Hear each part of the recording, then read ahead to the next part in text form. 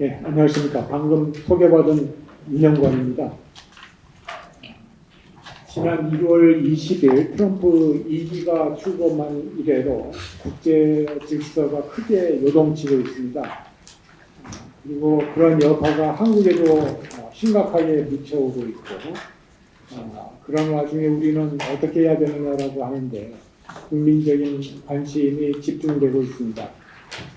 이렇게 중요한 시점에 서울대학교 정치지도자 과정이 주최하는 제1차 포럼에서 우리 A교의 방향과 과제에 대해서 발표하게 돼서 큰 영광으로 생각합니다. 초대해 주신 서울대학교 정치지도자과정 김상배 주임 교수님께 감사드립니다. 아무쪼록 서울대 정치지도자과정이 한국의 정치 외교 분야에 큰 발전에 기여할 리더십을 가진 인재들을 육성하는 데 큰 기여가 있으시기를 희망합니다. 한마디로 현재 벌어지고 있는 국제 정치상의 변화는 자유주의 국제 질서의 와해라고 말씀드릴 수 있습니다. 그러면 자유주의 국제 질서라고 하는 것이 어떻게 형성되고 또 어떻게 무너지고 있는지 살펴보도록 하겠습니다. 1914년 7월 1차 세계대전이 시작되었을 때 많은 군인들은 전쟁은 수주 만에 끝날 것이고 자기들은 그 해의 크리스마스를 집에 가가지고 가족들과 함께 보낼 수 있을 것이라고 생각을 했습니다. 그러나 전쟁은 4년 넘게 걸렸고 군인과 민간인 합쳐서 1,700만 명이 사망을 했습니다. 당시 세계 강대국으로 떠올랐던 미국의 우드로 윌슨 대통령은 유럽 대륙에서 전개된 힘의 정치, 즉 세력 균형의 정치가 문제였다고 생각했습니다. 그는 자결권을 가진 회원국들이 불법 침략자를 함께 응징하는 집단안보 구상으로 평화를 구축해야 된다고 생각하고 국제연맹을 창설했습니다. 그러나 미국 의회의 고립주의자들은 반대했습니다. 그걸로 미국의 국제연맹 참여는 무산되었습니다. 힘이 빠진 국제연맹은 1930년대 이탈리아의 에티오피아 침공, 그리고 일본의 만주 침공 등 불법 행위가 저질러졌는데도 무기력했습니다. 국제경제 차원에서도 미국 우선주의가 기세를 떨쳤고 1930년 6월 역대 최악의 보호주의 무역법안인 스무트-홀리 법안을 통과시켰습니다. 그 여파로 전 세계 경제는 나락으로 떨어져서 정치, 경제, 사회 혼란이 야기되었고 독일, 이탈리아, 일본 등에서는 포퓰리스트 선동가들이 집권했습니다. 그 결과는 2차 세계대전이라는 파국이었습니다. 2차 대전에서는 무려 군인과 민간인 7,100만 명이 사망했습니다. 그 같은 참상의 반복을 막고자 프랭클린 D 루즈벨트 대통령과 해리 트루먼 대통령은 다시 한번 집단안보 개념에 입각한 세계 평화를 추구했습니다. 국제정치 차원에서는 영토 주권, 자결권, 다자주의 정신을 구현한 국제연합을 창설했습니다. 그리고 미국과 유럽의 민주국가들을 연결하는 북대서양 조약기구를 체결하고 일본, 한국과 동맹을 맺었습니다. 국제경제 차원에서는 자유무역과 개방경제를 앞세우면서 국제통화기금, 세계은행을 중심으로 브레튼 우드 체제를 구축했습니다.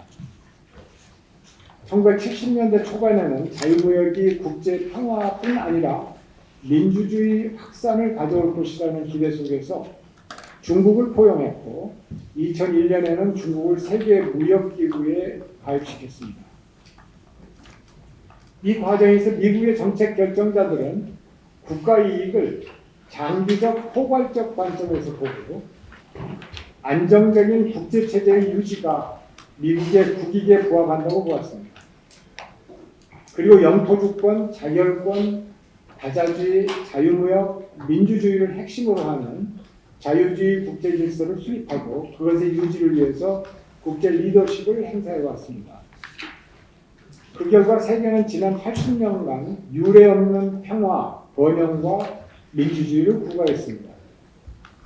미국의 역사학자 로버트 케이건은 우리가 흔히 당연하게 생각하기 쉬운 지난 80년간의 상황이 얼마나 역사상 유례가 없는 것이었는지 다음과 같이 설명합니다.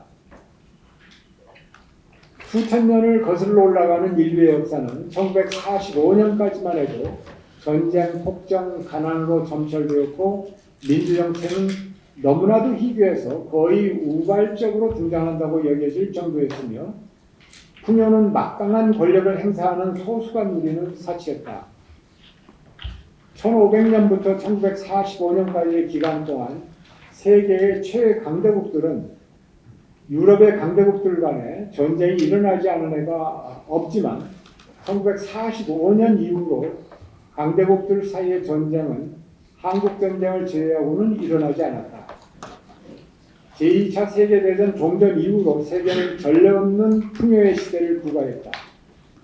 2007년, 2008년 금융위기 때 주춤하긴 했지만 70여 년 동안 세계 GDP는 한 해 평균 3.5% 성장했다.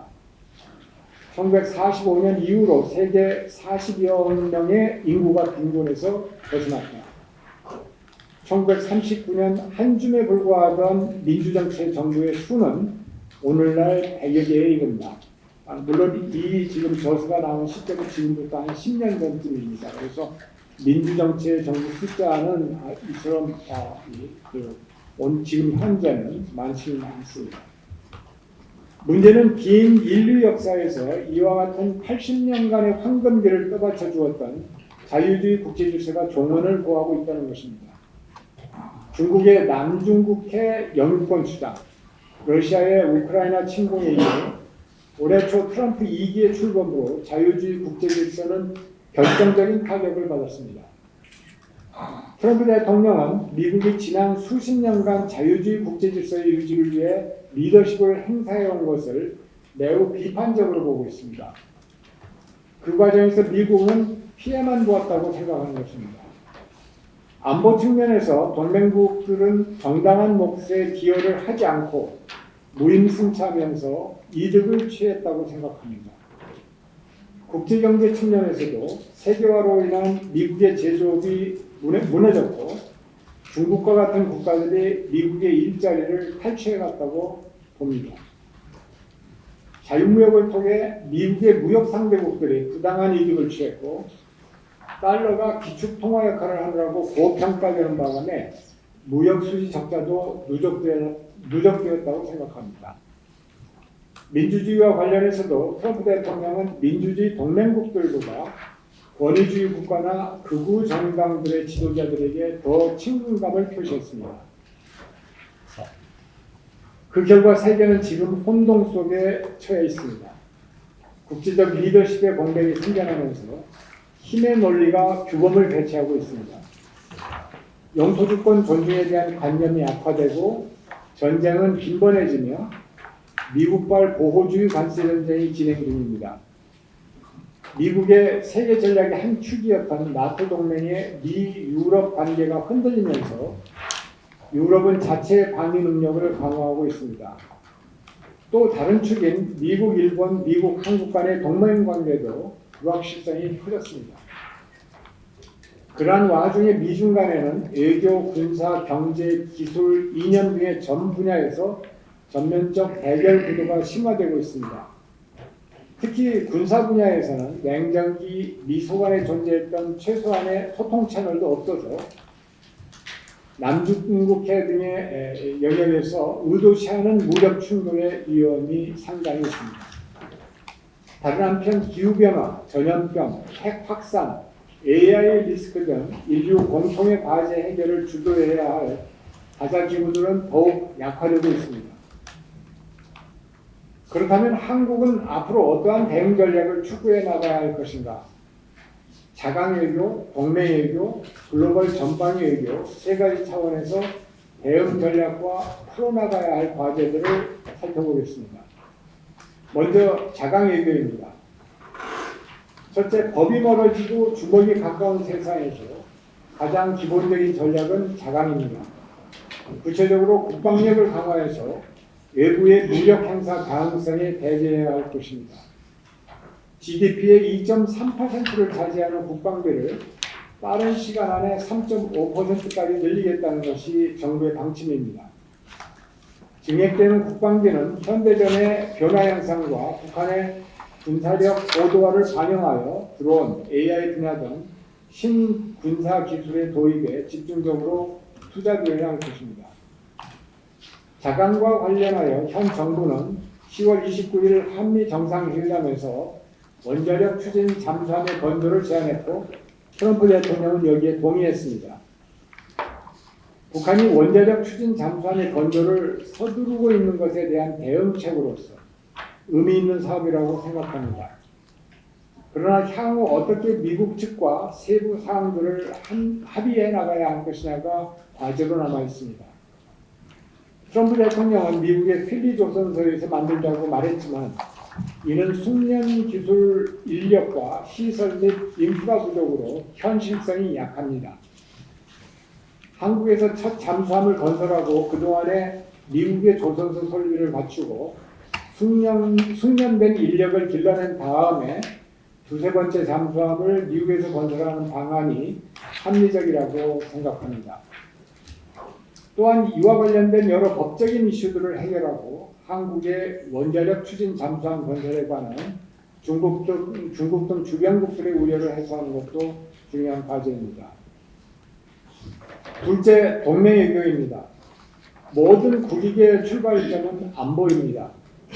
북한의 고조되는 무력 위협을 고려할 때 트럼프 행정부의 동맹에 대한 거래적 접근에도 불구하고 미국이 핵 확장 억제 등 안보 공약을 지속하도록 하는데 최선의 외교적 노력을 기울여야 할 것입니다.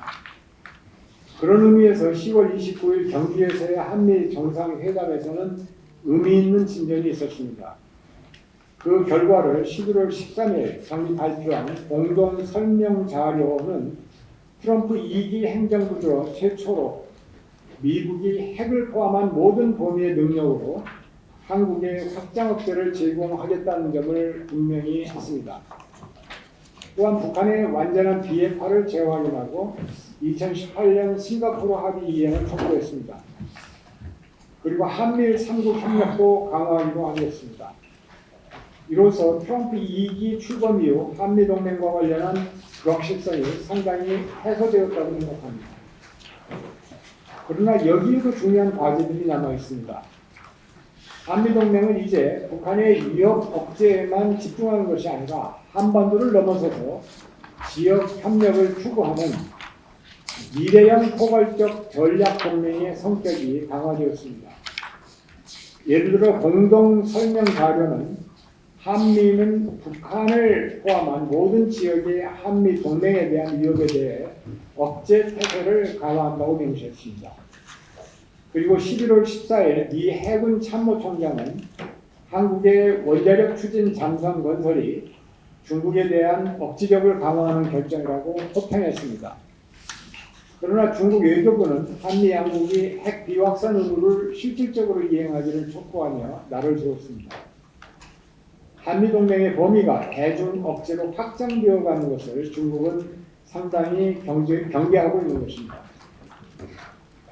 한미동맹을 굳건히 하면서도 중국과의 우호적 관계를 유지해 나가야 하는 한국 입장에서는 갈수록 더 어려운 상황이 닥쳐올 수 있습니다.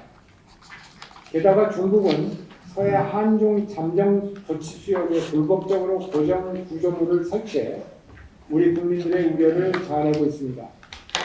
이러한 상황들은 향후 한국이 미중 경쟁 격화의 와중에서 대단히 현명하고 능란한 외교를 펼쳐나가야 하는 의미입니다. 또한 공동 성명 자료에서 미국의 핵 확장 억제 등 한국 안보에 대한 확실한 언급이 나온 것은 한국의 산업협력을 통한 미국 묶어내기 전략이 통하고 있을 것을 의미합니다. 지난 10개월간 트럼프 행정부의 불안한 행보 속에서 한미 동맹을 강화하는 방편으로 이재명 정부는 미국의 제조 부문을 지원하는 산업협력을 채택했습니다. 트럼프 행정부가 추구하는 미국을 위대하게, 마가 프로젝트의 핵심이 제조업 부흥입니다. 그러나 미국은 이미 서비스 경제로 미국의 GDP에서 제조업이 차지하는 비중은 올해 기준으로 9.4%에 불과합니다. 따라서 숙련된 제조업 인력을 구하기가 대단히 힘듭니다. 또한 트럼프 행정부는 조선업 부흥에 역점을 두고 있기에 한국 협상당이 제안한 마스가 프로젝트에 적극 호응하고 있습니다. 이와 관련해서 미국의 투자 예정액 3,500억 달러 중에서 1,500억 달러를 조선업 분야에 투자하기로 양국은 합의했습니다. 그러나 이 분야에서도 난제가 쌓여 있습니다. 공동 설명 자료는 양국이 조선협력 작업반을 통해서 MRO, 인력개발, 조선소 현대화, 공급망 탄력성 제고를 포함한 협력에 합의했다고 설명합니다. 그러나 앞으로 이와 관련된 다수 법안들과 규제들을 어떻게 정비할 것인지가 중요한 과제로 남아있습니다. 숙련 기술자들의 미국 체제와 관련한 미국 정부의 방침도 지난 9월 4일 조지아주 브라이언 카운티에서 한국인 기술 인력 300여 명을 체포한 사건에서 보았듯이 아주 혼란스러운 모습입니다. 이러한 상태에서 미국과의 조선, 더 나아가 방산, 원전, 반도체 등의 분야에서 산업 협력이 성공하려면 양국 간에 대단히 긴밀하고 효율적인 협력 시스템이 구축되어야 하는데 이것이 중요한 과제로 남아 있습니다. 셋째, 한국의 동맹외교와 관련해서 한미 간에는 또 하나 중요한 과제가 가로놓여 있습니다. 트럼프 대통령은 오랫동안 북미 대화의 재개에 대해 강한 집착을 보여왔습니다. 10월 말 경주에서 열린 에이펙 정상회담 직전까지도 북미 대화의 재개 가능성을 모색했으나 북측의 답변이 없어 무산되었습니다. 그러나 북측은 미국이 비핵화 요구를 폐기하면 대화에 응할 수도 있다고 했습니다. 그리고 트럼프 대통령은 이미 수차례에 걸쳐서 북한을 핵을 보유한 국가로 불러오며 북에 대해 적극적인 시그널을 보냈었습니다. 이 같은 상황 전개를 고려할 때 2026년에 북미회담이 재개될 가능성이 상당히 있다고 봅니다. 만일 북미회담이 재개된다면 그것은 남북 간의 고조된 긴장을 완화하는 데 기여할 것이라는 측면에서 바람직하다고 생각합니다. 그러나 북미회담에서 어떻게 북한과 미국뿐만 아니라 한국도 충분히 만족시킬 수 있는 결과물을 도출해낼 것이냐, 그렇게 하도록 미국의 트럼프 대통령과 그 측근들을 어떻게 설득해낼 수 있을 것이냐가 중요한 과제로 남아 있습니다. 예를 들어 트럼프 대통령은 미국 우선주의의 관점에서 북한의 ICBM 등 미국에 대한 직접적 안보 위협의 제거에만 집중하면서 북한의 요구대로 경제 제재도 풀어주고 한미연합훈련도 중단할 가능성이 있습니다. 만일 비핵화 문제나 단중거리 미사일 위협의 문제들은 뒷전으로 밀어놓은 채 북미 간의 그러한 거래가 성사된다면 한국의 안보는 북의 미사일 위협에 계속 노출될 것입니다. 이러한 가능성을 사전에 차단하기 위해서 한미 당국은 정상 간의 신뢰관계를 훨씬 더 긴밀하게 강화하고 한미 산업 협력도 순탄하게 전개하는 등의 정치 작업을 철저히 해나가야 하는 과제가 남아 있습니다.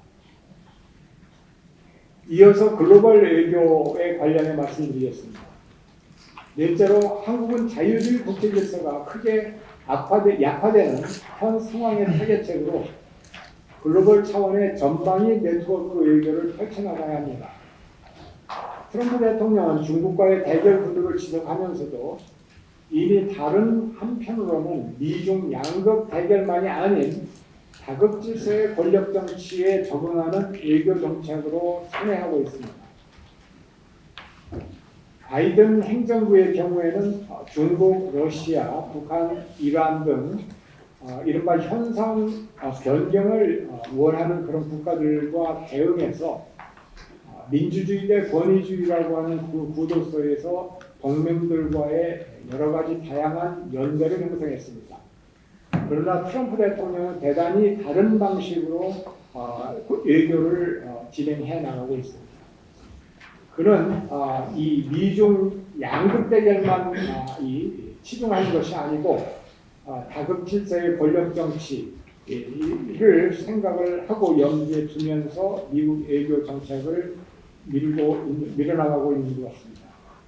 미국의 민주주의 동맹국들뿐만 아니라 트럼프 대통령은 다수의 권위주의 국가 지도자들과 열려있는 자세로 대화하고 교류하는 모습이 그러한 미국 외교 정책의 변화를 보여주고 있습니다.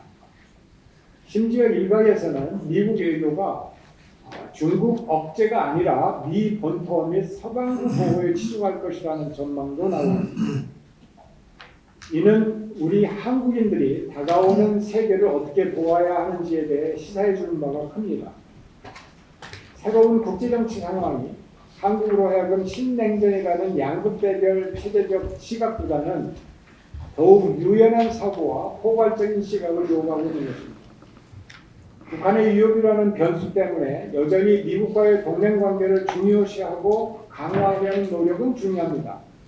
그러나 더욱 유연하고 적극적인 자세로 세계의 모든 다른 지역 및 국가들과의 관계를 강화하여 한국 외교의 지평을 크게 확장해 나갈 필요가 있습니다.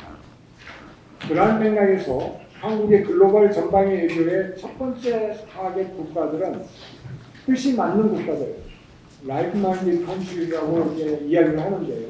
이들과의 교류 중진입니다. 자유주의 국제 질서가 약화되고 있는 추세라고 할지라도 한국의 국민들은 아직도 민주주의와 규범 기반 국제 질서가 유지되는 것을 강력히 희망합니다. 2024년 12월 계엄 선포 이후 보여준 국민적 열기가 민주주의에 대한 열망을 증명합니다. 또한 규범 기반 국제 질서가 유지되어야 강한 주변국의 자의적 행동을 억제하는 데 유리할 것입니다. 따라서 한국은 일본, 유럽, 호주, 캐나다 등 뜻이 맞는 국가들과의 연대를 강화해야 할 것입니다. 특히 일본과 한국은 동경 3년에 위치해 있습니다. 양국 모두 민주주의 체제이며 북한이 증가하는 위협을 우려하고 있고 한해의 자유 등 규범 기반 질서의 유지를 통해 활발한 무역과 대외경제 활동을 지속하는 것을 원하고 있습니다. 이것이 비슷한 처지의 양국이 상호 간의 경제적 군사 협력을 강화하는 것이 서로에게 큰 유익이 될 것입니다. 강경 보수로 알려진 신임 다카이치 총리가 취임 초 한일 간의 협력 강화를 언급한 것은 바람직한 방향입니다. 그러나 과거 전례를 볼 때 양국 내부에서 집권자에 대한 지지도가 떨어질 때 상대국에 대한 강경한 민족주의적 발언이 나오는 경우가 많았습니다. 앞으로 어떻게 그러한 상황이 발생하는 것을 막고 상황이 발생한 경우 어떻게 현명하게 관리해 나갈 것이냐가 한일 양국 간의 중요한 과제로 남아 있습니다.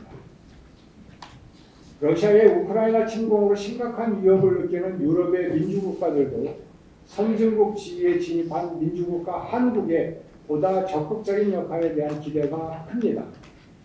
특히 북러 동맹이 형성되고 북한이 러시아에 파병한 상황에서 한국이 우크라이나 전쟁 등 글로벌 현안에 대해 어떤 입장을 가지고 있는가에 대해서 깊은 관심을 가지고 있습니다. 더구나 한국이 G7에 가입해야 한다는 국제 여론이 등장하고 있는 시점에서 한국 외교는 글로벌 현안에 대한 비전을 국제사회에 제시할 수 있는 역량을 요청받고 있고 이것이 또 하나의 중요한 과제입니다. 다섯째, 글로벌 전방위 외교의 두 번째 타겟은 글로벌 사우스 국가들입니다. 그동안 한국은 동북아 사국과 북한에 집중된 외교의 틀에 잡혀 있어 왔습니다. 미국과 중국 사이에서 어떻게 전략적 위상을 설정할 것이냐, 북한을 어떻게 다뤄야 할 것이냐는 물론 중요한 문제입니다. 그러나 한국 외교가 그것에만 잡혀 있기에는 국제정치적 위상이 상당히 커졌습니다. 이제 우리의 외교적 시야와 공간을 넓혀야 할 때입니다. 예를 들어 한국 경제의 대미 대중 의존도는 너무 높습니다. 그러다 보니 미중 간의 무역 및 기술 전쟁이 진행되는 과정에서 가장 크게 피해를 보는 국가가 한국입니다. 따라서 글로벌 사우스 국가들과의 연대를 강화하여 경제 의존도를 다변화하고 글로벌 공급망의 안정도 추구해야 할 것입니다. 그 중에서도 특히 인도는 곧 세계 3위 경제 대국이 될 잠재력을 가진 민주국가이기에 전략적 연대를 강화해야 할 것입니다. 또한 CPTPP에도 가입해서 우리의 경제 외교 영역을 확장해야 할 것입니다. 보호무역주의가 갈수록 강화되는 국면에서 무역 지향적인 발전 모델을 추구해온 한국에게는 경제 영토의 확보가 사활적인 문제입니다. 따라서 CPTPP 가입과 관련해서는 정치권과 행정부가 대국적인 견지에서 좀 더 전략적인 자세를 갖고 적극적으로 임해야 할 것입니다. 여섯째, 위에서 설명한 글로벌 전방위 외교를 펼치려면 외교부 조직과 업무 역량이 뒷받침해 줘야 합니다. 그동안 우리 외교는 그때그때 현안에 거의 모든 역량이 집중되다시피 했습니다. 그러다 보니 최고 정책 결정자의 관심도가 낮은, 그러나 장기적 국익의 관점에서 우리에게 중요한 지역과 국가들에 대한 외교력 투자가 빈약했고 장기적인 축적이 없었습니다. 예를 들어 문재인 정부 초기 대통령은 한인도 관계를 한국의 주변 사국과의 관계의 수준으로 높이겠다고 발언했습니다. 그러나 그에 대한 후속 조치는 지금까지 제대로 이루어지지 않았고, 그때나 지금이나 한인도 관계는 큰 질적 심화와 양적 확대가 없었습니다. 외교력이 그때그때 현안 그리고 온통 북한이나 주변 사국에 집중되어 왔기 때문입니다. 어떻게 외교 인력을 확충하고 제도 및 소프트웨어의 개혁을 통해서 한국 외교가 이러한 글로벌 전방위 외교 체제로 바뀌도록 할 것이냐도 큰 과제로 남아 있습니다. 마지막으로 이처럼 세계적 위기의 시대에 더욱 절실한 것은 국론의 통합이고, 이를 위한 정치권과 여론 주도층의 노력입니다. 세계가 요동치며 하루가 다르게 급변하고 있는데 국내 정파적 이해관계를 앞세워 국론이 분열되는 것은 대단히 바람직하지 못합니다. 앞서서 박찬욱 교수께서 정치 개혁의 중요성을 강조했습니다. 저는 그러한 이 주장에 대해서 대단히 지지하고 찬성하는 입장입니다. 1983년에 소독에서 3인당 주도 정권이, 빌리 브란트 정권이 헬무트 콜 정부로 넘어갔습니다. 헬무트 콜 정부는 보수 정당입니다. 그런데 3인당 정부가 주도했던 동방정책을 그대로 계승을 했습니다. 한국의 지금과 같은 정치 제도와 정치 문화 속에서는 상상할 수 없는 그런 일들을 선진국에서는 했고, 그래서 독일의 통일도 가능했던 것으로 생각합니다.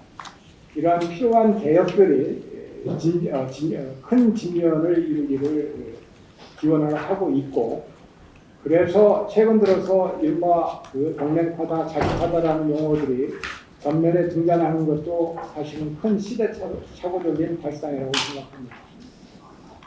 국민들이 국가 이익을 전면에 내세워 단합할 때 주변 강대국들이 한국을 함부로 하지 못할 것입니다. 이는 난세 나라를 잃었던 구한말의 경험이 자유주의 국제질서가 심각히 흔들리고 있는 지금의 우리에게 던져주는 중요한 교훈입니다.